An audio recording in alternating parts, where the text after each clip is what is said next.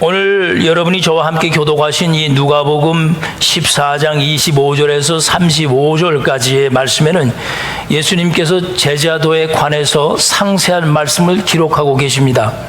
예수님께서는 특별히 26절, 27절 그리고 33절을 여러분이 다시 보시면 똑같은 형식의 문장을 사용하시면서 세 가지 분야에 대해서 구체적으로 제자도에 관해서 말씀을 하셨는데 그 문장은 이런 형태입니다. 뭐뭐 하지 아니하면 뭐뭐 되지 못한다. 계속해서 같은 문장 형식으로 강조해서 말씀을 하고 계십니다. 다시 말해서 조건적 성격을 띠고 있다, 그 말씀입니다. 제자가 되기 위해서 예수님께서 지적하신 세 가지 조건적 분야는, 첫째는 자기 부모와 처자와 형제와 자매와 더욱이 자기 목숨까지 미워하지 아니하면 내 제자가 되지 못한다고 하셨습니다. 이것은 자신과 관계된 것이나 또 자신을 부인하라는 조건입니다. 두 번째 분야는 27절 말씀을 보시면 누구든지 자기 십자가를 지고 나를 따르지 않는 자도 능히 내 제자가 될 수 없다라고 말씀했습니다. 이 경우는 고난이 조건입니다. 고난을 이겨낼 자신이 없다면 내 제자의 자격이 없다, 그런 뜻입니다. 매우 중요한 말씀이지 않습니까? 세 번째 분야의 조건은 33절에 자기의 모든 소유를 버리지 아니하면 능히 내 제자가 되지 못하리라. 뭐뭐 하지 아니하면 뭐뭐 되지 못한다라는 그런 문장을 사용하시면서 강조하시면서 말씀하셨습니다. 이 마지막 조건은 재물을 마음에 두고 있는 한에는 절대로 제자로서 살기 어렵다, 그 뜻입니다. 예수님께서 말씀하신 이 세 가지 제자도의 조건은 사람으로서 가장 실천하기 힘든 것들입니다. 예수님께서 가족을 부인하라고 했다고 해서 가족에 대한 가치와 중요성과 그 가족에 대한 우선순위가 절대 바뀌지 않습니다. 그럼에도 불구하고 예수님께서 이렇게 말씀하신 이유는 도대체 무엇일까요? 예수님 당시에 그만큼 기독교가 처한 현실이 매우 급박했다는 뜻입니다. 이런 상황에서는 자신과 또 자신과 관계된 모든 것들, 더욱이 우리의 생명까지도 포기할 수 있어야 한다, 그 뜻입니다. 오늘 여러분이 읽으신 성경 본문 마가복음 제10장의 말씀에 기록된 이 재물을 많이 소유하고 있던 청년 관원도 예수님께서 나를 따르라고 명하신 말씀에 실패한 또 하나의 사람입니다. 재물이 많은 부자 청년은 예수님께서 지적하신 세 가지 분야 중에서 마지막 세 번째, 재물을 부인하지 못한 경우에 해당되겠습니다. 예수님께서는 슬픈 기색을 띠고 근심하고 돌아간 젊은 부자 청년을 어떻게 비유를 하셨냐 하면, 낙타가 바늘 구멍으로 들어가는 것이 부자가 하나님 나라에 들어가는 것보다 어렵다고 했습니까? 쉽다고 했습니까? 쉽다고 했어요. 그러면서 부자 청년이 결국 하나님 나라에 들어가지 못했음을 분명히 밝히고 있습니다. 그런데 이 재물이 많은 청년이 예수님께 던진 질문이 오늘 여러분과 내가 살펴볼 말씀입니다. 자, 본문 17절 말씀을 돌아가서 보시면, 그는 무슨 이유에서인지 길을 가시는 예수님께 달려와서 무릎을 꿇고 이렇게 질문을 했습니다. 제가 마가복음을 성경 본문으로 택한 것은 바로 이 부분 때문입니다. 다른 복음서에서는 무릎 꿇었다는 얘기가 없습니다. 자, 이렇게 질문했습니다. 선한 선생님이여, 내가 무엇을 하여야 영생을 얻으리까? 라고 물었습니다. 여기서 무엇을 하여야 라고 했으니까 행위에 관련된 말씀 아닙니까? 성경에는 사람들이 예수님께 질문한 여러 케이스가 기록이 되어 있습니다. 그냥 대표적인 케이스 몇 개를 꼽자면 마태복음 19장에 바리새인들이 예수님께 이혼에 관한 질문을 하지 않았습니까? 특별히 누가복음 10장 25절 말씀에 보시면 한 율법 교사가 오늘 본문에 재물이 많은 청년이 질문한 똑같은 질문을 했습니다. 선생님, 내가 무엇을 하여야 영생을 얻으리까? 그런데 이 바리새인과 율법 교사들이 질문한 그 질문과 부자 청년과 다른 점이 있습니다. 바리새인과 율법 교사들의 질문 앞에는 예수님을 시험하여라는 전제를 달고 있습니다마는 부자 청년의 이 질문에는 그런 전제를 달고 있지 않다는 것입니다. 그것은 무엇을 의미하냐 하면 이 젊은 부자 청년의 질문이 매우 정직하고 순수했다는 뜻입니다. 안타까운 것은 오늘날 기독교에서 이 청년이 던진 진지하고 순수한 질문을 사람들이 더 이상 하지 않는다는 점입니다. 사람들이 던지는 질문은 어떻게 하면 더 도덕적인 사람이 될 수 있을까요? 어떻게 하면 더욱 존경받는 사람이 될 수 있을까요? 어떻게 하면 더 좋은 지도자가 될 수 있을까요? 어떻게 하면 더 좋은 성품을 가진 사람이 될 수 있을까요? 라고는 많이들 질문을 하지만 내가 어떻게 해야 영생을 얻을 수 있을까라고 질문했던 이 부자 청년의 순수한 질문은 더 이상 하지 않습니다. 부자 청년이 어떻게 하면 영생을 얻을 수 있을까라고 질문했다는 것이 매우 중요합니다. 요한복음 6장 28절 말씀을 보면 사람들이 예수님께 이런 질문을 했었습니다. 우리가 어떻게 하여야 하나님의 일을 할 수 있겠습니까? 그 질문에 대해서 예수님께서 이런 답변을 하셨습니다. 하나님께서 보내신 일을 믿는 것이 하나님의 일이니라, 그렇게 말씀을 하셨습니다. 우리가 해야 할 일은 믿는 것이 우선이다 라고 예수님이 밝히신 겁니다.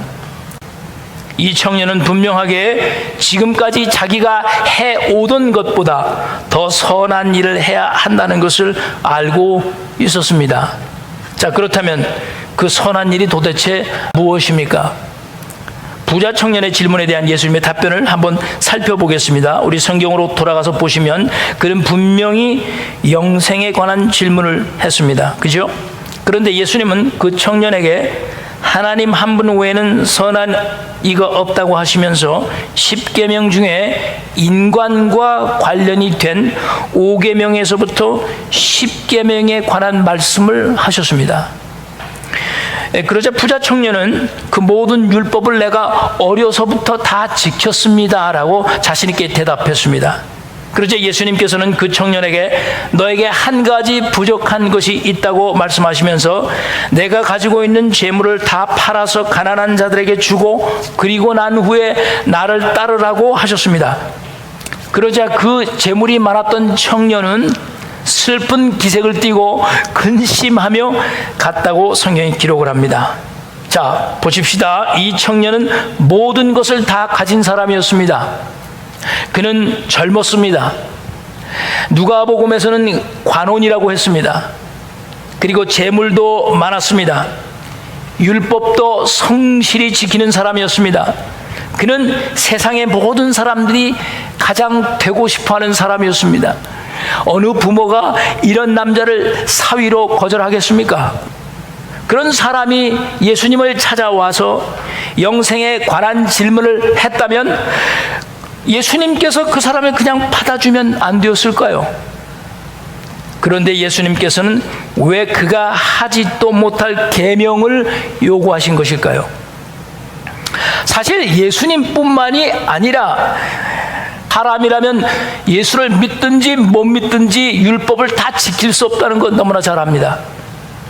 그러므로 예수님께서 계명을 지적하시는 것은 그 청년이 계명을 완벽하게 지킨다는 것에 대해서 그 청년 스스로가 자신의 무능함을 깨닫기를 바랬던 겁니다. 그리고는 그 무능함을 깨닫고 난 다음에는 어떻게 했어야 했습니까? 주님을 따라왔어야 했던 겁니다. 문제는 그 무능함을 깨닫고 난 후였습니다. 사실 무엇을 해야 영생을 얻을 수 있습니까? 라는 질문은 자신이 지킬 수 없는 계명이 있다는 것을 깨달은 후에 그때서부터 시작이 되는 겁니다. 그런데 바로 그 지점에서 그 청년은 돌아선 겁니다. 물론 재물이 많은 청년이 해야 할 일은 하나님의 율법을 완벽하게 지키는 것이었습니다. 그것이 부자 청년에게는 선한 일이었습니다. 그런데 그 선한 일이 자기 자신 안에서 절대 일어날 수 없다는 것을 청년이 깨달았습니다. 그렇다면 그 다음에 그 청년이 취할 행동이 도대체 무엇입니까? 만약에 여러분과 제가 율법을 완벽하게 지키면 구원을 받습니까? 구원 받습니다. 그렇지만 부자 청년을 통해서 그것이 불가능하다는 것을 말씀하고 있는 겁니다. 근데 그 부자 청년은 그 깨달은 것으로 끝난 겁니다. 다시 말해서 영생이란 자신이 부족하다는 것을 깨닫는 것만으로는 얻을 수 없다, 그런 뜻입니다. 그렇다면 영생을 얻기 위해서 정말 무엇이 필요한 겁니까? 영생을 얻기 위해서 부자 청년이 몰두했던 것을 한번 살펴봅시다. 자, 그가 몰두한 것이 도대체 무엇이었습니까? 율법입니까? 그러나 사실 율법이 아니고 바로 자기 자신이었습니다. 그는 자신이 만족할 수 있는 영생을 찾았던 겁니다. 자신이 할 수 있을 만큼의 율법을 찾은 겁니다. 예수님은 자신의 중심에 빠져 율법을 지키려 했던 이 부자 청년을 자신의 관점이 아닌 하나님 관점에서, 주님의 관점에서 볼 수 있는 영생을 그에게 찾아주려고 노력한 것입니다. 재물이 많은 청년이 자신 중심이었다는 것을 어떻게 증명할 수 있습니까? 증명할 수 있습니다. 그가 예수님께 이렇게 말했습니다. 율법을 지키라고 하니까 내가 어려서부터 다 지켰나이다. 사실 이 답변은 하나님을 기준에 둔 답변이 아니라 자기 자신의 기준을 둔 자랑이었습니다. 재물이 많은 청년의 가장 핵심적인 문제는 깨달은 것으로 끝났다는 겁니다. 자신이 던진 질문이 자신의 무능함을 깨달은 후에 시작됐어야 하는데, 자신이 무릎을 꿇고 질문했던 그분이 자신이 그렇게 찾던 영생의 키를 가지고 계시다는 것을 알지 못한 겁니다. 예수님이 제자들을 부르셨을 때 그물을 버려두고 아버지마저 버려두고 예수님을 따랐던 그 제자들처럼, 그리고 그 베드로가 그물을 던지라 했을 때 내가 말씀에 의지해서 그물을 던지겠습니다 하고 그물을 던진 후에 찢어질 듯이 고기가 잡혔듯이, 그리고 난 후에 베드로가 주님 앞에 무릎을 꿇고 주님 앞에 나는 죄인입니다, 주여 내게서 떠나 주시옵소서라고 고백한 그 고백이 필요했던 겁니다. 여러분과 나도 혹시라도 이 청년처럼 여러분이 바라시는 만족을 채우기 위해서 하나님께 예배드리고 하나님께 기도하고 하나님께 헌신하고 계십니까? 혹시 그런 것들을 내가 다 지켜야만 하나님께서 기뻐하실 것이라고 혹시 생각하지는 않으십니까? 혹시라도 내가 하나님께 많이 드리지 못하면 나는 하나님의 기준에 부족한 사람이다, 그렇게 생각을 하고 신앙생활하고 계시진 않습니까? 그것은 여러분의 기준일 뿐입니다. 하나님의 기준은 아닙니다. 하나님 나라가 소유한 영생은 여러분과 나에게 오직 한 가지만을 요구합니다. 그것이 무엇입니까? 바로 예수 그리스도에 대한 진실한 믿음입니다. 여러분이 그 믿음대로 행하셨습니까? 그러면 영생을 얻은 겁니다. 젊은 청년은 예수님 앞에 무릎을 꿇었습니다. 그러나 자신이 죄인이라는 것은 전혀 깨닫지 못했던 겁니다. 그것에 대해서 조금의 양심의 가책도 후회도 느끼지 못했습니다. 물론 그는 최선을 다했습니다. 세상에서 볼 때 재물이 많고 아주 건실한 청년이었습니다. 출세하고 남에게 해를 입히지 않는 율법을 지키는 아주 종교적인 청년이었습니다. 성공한 사람이었습니다. 존경받는 사람이었습니다. 그러나 아무리 노력을 해도 무엇인가 허전했던 그의 마음에 영생에 대한 확신이 없었던 이유는 자신이 율법을 다 지킬 수 없는 무능한 사람이라는 것을 마지막에 가서 깨달은 다음에 자신이 죄인이라는 사실을 알지 못하는 겁니다. 도대체 하나님 나라가 소유한 것이 무엇입니까? 인간의 행복입니까? 삶의 평안과 안식입니까? 오늘날 잘못된 기독교는 여러분과 나에게 늘 이렇게 유혹하며 말합니다. 그저 단순하게 예수님을 믿으세요. 복잡하게 생각하지 마세요. 그분을 그저 믿고 기도하시고 마음에 그분을 그냥 모십시오. 그러면 마음의 평안을 얻을 수 있습니다. 여러분이 부족하다는 것만 깨달으면 됩니다. 그런데 예수님은 만약에 그런 사람들이 영생에 관해서 이 청년처럼 질문을 했을 때 과연 무엇이라고 대답을 했을까요? 당신에게 한 가지 부족한 것이 있습니다. 예배에 빠지지 마십시오. 더 많이 교회를 위해서 봉사하십시오. 헌금 더 내십시오. 라고 예수님께서 말씀하셨을까요? 만약에 그렇게 가르친다면 기독교가 아닌 겁니다. 예수님은 분명코 이렇게 말씀하셨을 겁니다. 당신에게 부족한 것이 하나 있습니다. 이웃에게 사랑을 온전히 베푸십시오. 그리고 저에게 다시 오십시오. 형제와 자매를 용서하십시오. 그리고 저에게 다시 오십시오. 그리고 나를 진정 따르십시오. 예수님은 그렇게 말씀하셨을 것이라고 나는 믿습니다. 자신이 죄인이라는 사실을 분명하게 깨닫고 회개하지 못한 예수 그리스도에 대한 시인이 영생과 과연 무슨 관계가 있는 것일까요? 그렇다면 이제 중요한 질문을 던져야 합니다. 하나님의 나라가 소유한 영생은 도대체 무엇입니까? 젊은 부자 청년이 예수님께 물은 것은 분명히 영생에 관한 것이었지 않습니까? 그런데 23절을 한번 보십시오. 예수님께서는 어떻게 대답을 하셨습니까? 재물이 있는 자는 어디에 들어가기가 심히 어렵다고 말씀하셨습니까? 하나님 나라에 들어가기가 어렵다고 말씀했다는 겁니다. 그 청년은 분명히 영생에 관해서 물었지 하나님 나라에 관해서 묻지 않았습니다. 그런데 예수님은 영생에 관해서 물은 그에게 그가 하나님 나라에 들어갈 수 없다라고 규정을 하시는 겁니다.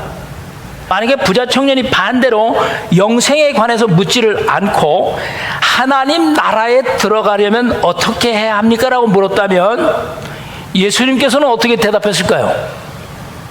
아마도 예수님은 부자가 하나님 나라에 들어가기가 심히 어렵다고 대답하지 않으시고 부자가 영생을 얻기가 매우 어려울 것이다 라고 대답했을 겁니다. 다시 말하면 영생과 하나님 나라는 같은 것입니다. 하나님 나라가 소유한 것의 가장 핵심은 바로 하나님의 생명입니다. 그 생명이 바로 하나님의 나라입니다. 그런데 왜 사람들에게 그 하나님의 나라의 생명이 이제 절대적으로 필요하게 된 것일까요? 다른 말로 표현하면 왜 인간이 죽은 상태가 되어버렸느냐 그 뜻입니다. 영생에 관한 최초의 말씀을 창세기 3장 22절 말씀에 기록을 했습니다. 자, 말씀을 다시 한번 보겠습니다. 이렇게 기록을 합니다.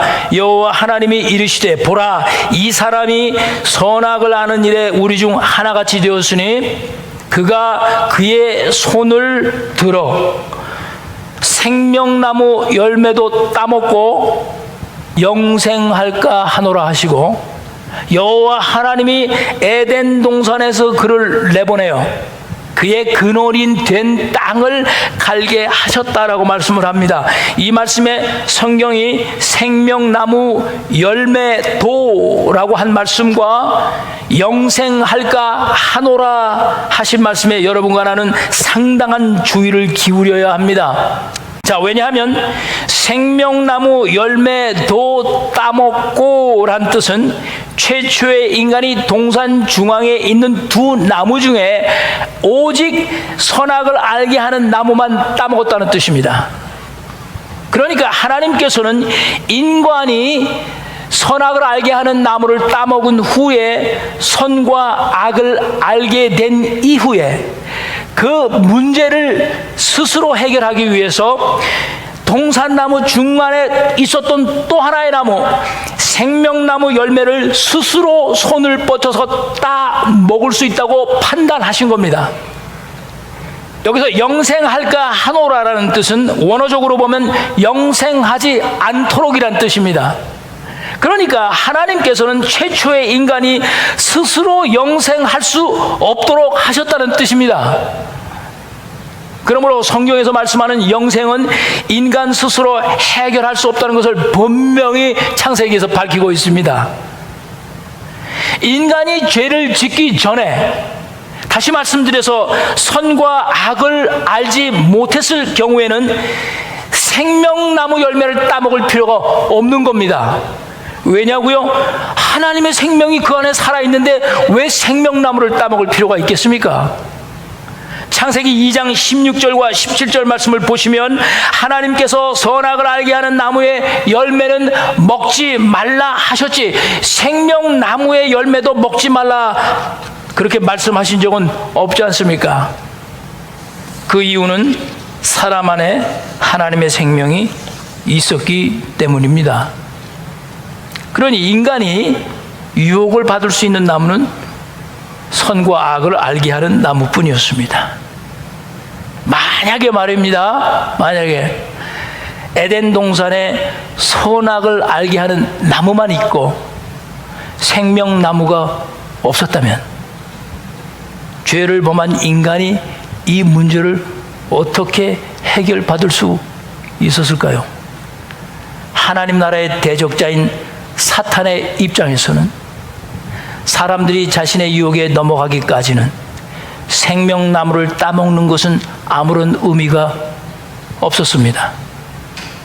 사탄이 선악을 알게 하는 나무에만 집중해서 최초의 인간이 그것을 따먹도록 유혹한 것은 하나님께서 선악을 알게 하는 나무에 관해서만 언급하셨기 때문입니다. 생명나무는 죄를 짓기 전에는 그리 중요하지 않았습니다. 죄를 짓기 전에는 선악을 알게 하는 나무가 매우 중요했습니다.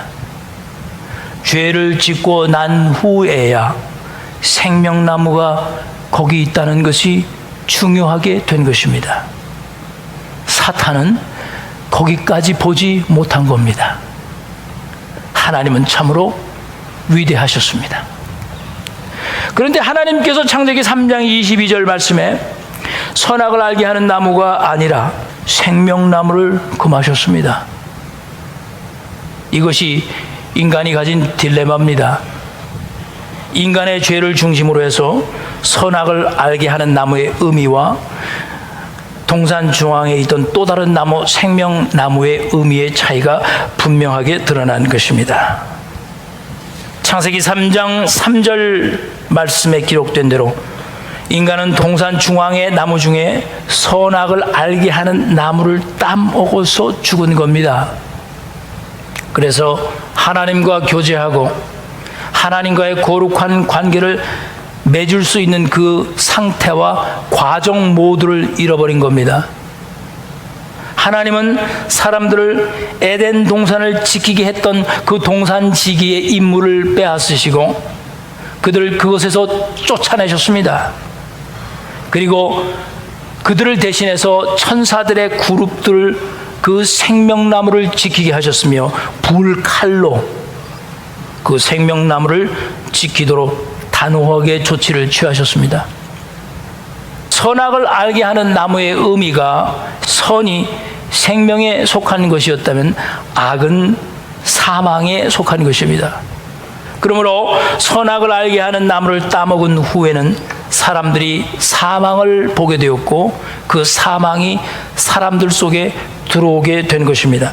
그러므로 성경이 말씀하는 영생은 영원히 오래도록 산다는 개념도 있을진 몰라도 최초의 인간이 지은 죄로 인해서 발생한 하나님과의 영원한 교제의 단절, 그리고 그분과의 거룩한 관계의 상태와 또 그 모든 과정이 회복되는 것을 뜻하는 것입니다. 그것이 하나님 나라의 영생입니다.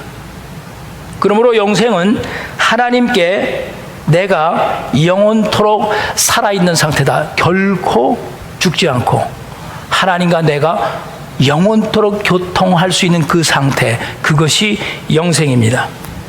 에덴 동산 중앙에 있었던 또 다른 나무, 생명나무는 바로 하나님 자신이셨으며 예수 그리스도셨습니다. 그리고 그 생명나무가 있는 곳이 하나님의 나라인 겁니다. 그러므로 영생은 죽은 후에야 여러분과 내가 들어가는 어떤 나라에 국한될 수가 없으며, 지금 여러분과 내가 살고 있는 이 세상 속에서 영생은 존재하는 것입니다. 하나님과 영적으로 반응을 하며 그분과 내가 교제하며 그분을 내 삶 속에서 즐거워하며 그분과 함께 더불어 기뻐하며 행복해하며 그분과 함께 내가 살아가는 현재와 또 미래에 나타날 모든 하나님 나라, 그 모든 상태와 과정이 바로 성경에서 말씀하는 영생인 것입니다. 영생과 하나님 나라는 미래에 여러분과 내 눈으로 확인할 수 있는 영광과 또 축복인 동시에 예수 그리스도를 통해서 사망 권세에 눌려있던 사람들을 해방시키는 능력과 축복이기도 한 것입니다.